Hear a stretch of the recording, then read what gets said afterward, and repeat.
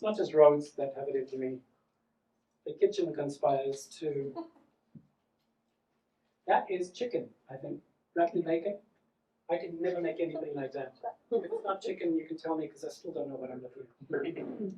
One evening in November 2017, my lovely husband made dinner before heading off to the hospital, where he does noble, important things, like saving human lives.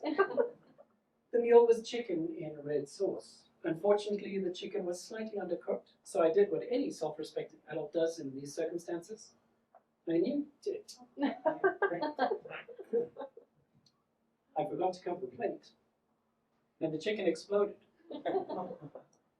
Red sauce went everywhere. If you've ever seen Game of Thrones and remember the Red Wedding episode,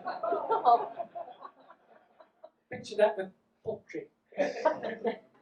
A tomato splattered crime scene inside my microwave. Absolute carnage. This microwave makes a comeback in another story, by the way. What's the story? Oh, funny me. After 20 minutes of scrubbing, I was only halfway done. My will to live was waning, my back hurt, and as history shows, and I will demonstrate in future tales, when Randolph gets bored, there should be an adult in the room. Tragically, my adult had gone to work the night shift. I was alone with an idea. So the sauce had fused to the side of the microwave like it had been fired in a kiln. So I did what any modern person does in a crisis. Anybody? I googled it. Boil soapy water in a microwave-safe bowl, they said. The steam will loosen the mess, they said. Easy wipe down, they said. I found a Pyrex bowl, microwave-safe and transparent, perfect for a front row science experiment. I added water, a generous squirt of dishwashing soap, set the timer on the microwave to 4 minutes, and crouched in front of it, a suburban Prometheus waiting for fire. Now, I am an overeducated gay, I've already said that. I do know about superheated water. I taught high school children about the internet, and they showed me things on rotten.com. I specifically remember thinking, there should be enough soap in the bowl to prevent thermal runaway. There was not. Yes, there's a dog at stake. She's still with us. I took her to the vet this morning. Just then, my chihuahua Trixie joined me, as she always does when I'm at floor level, because she can't jump. She's a chihuahua. She needs to be picked up. She climbed into my lap with an air of concerned supervision. She clearly felt the vibes were off. I turned my head from the microwave to the dog to reassure her that everything was okay.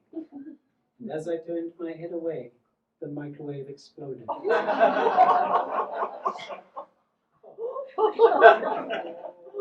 My husband has heard what I'm about to say next. There's a sound you make when your brain is certain you're about to die. Mine is a sort of like a goose honking mid-panic attack. My husband heard that incidentally, this is not in the script, when I went home one evening thinking that he was still at work or whatever, and he had beaten me there to surprise me, and he didn't turn on any of the lights, and he appeared out of the darkness and said, "Hi." I made the same noise. Let's be clear, I definitively blew up the microwave this close to me. A sudden forceful redistribution of boiling water took place very close to my face. So you're asking, where are the burn marks? You must know a fabulous surgeon. The second thing is true, but I didn't get burnt. This was a fancy under-counter microwave oven with a drawer and a ratcheting slide instead of a swing-out door. It didn't concuss me, it didn't swing out, and I didn't get cut by broken glass. The drawer popped open, the motor died heroically, and the superheated geyser, or geyser if you're American, went up and sideways, but not into my eyes.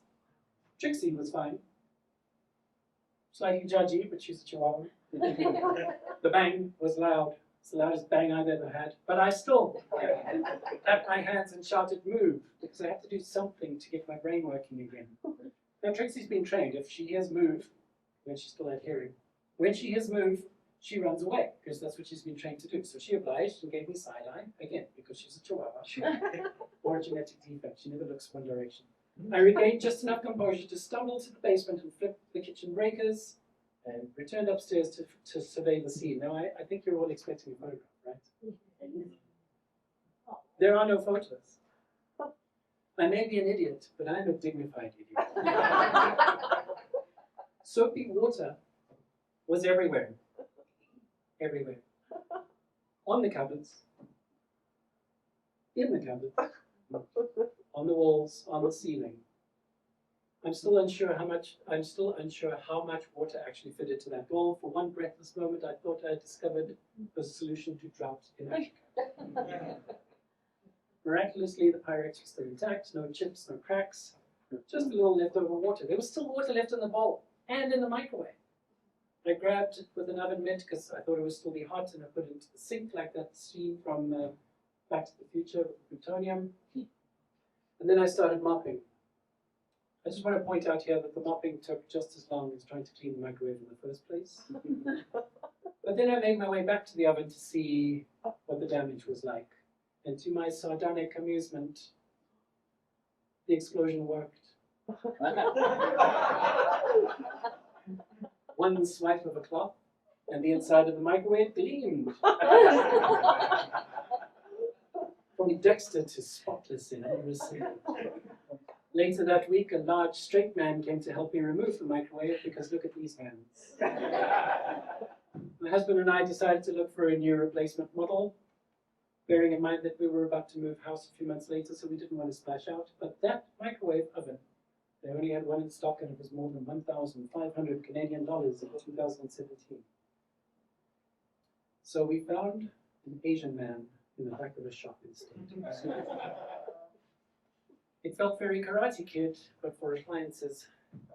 He replaced the drawer motor, dried out the internals, and had it back to us in 2 days fully working. It didn't cost $1,500. I paid my idiot tax and brought it home, and we sold the house a few months later.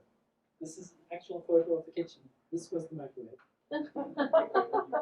I like to think the new owners really appreciated how much it shined.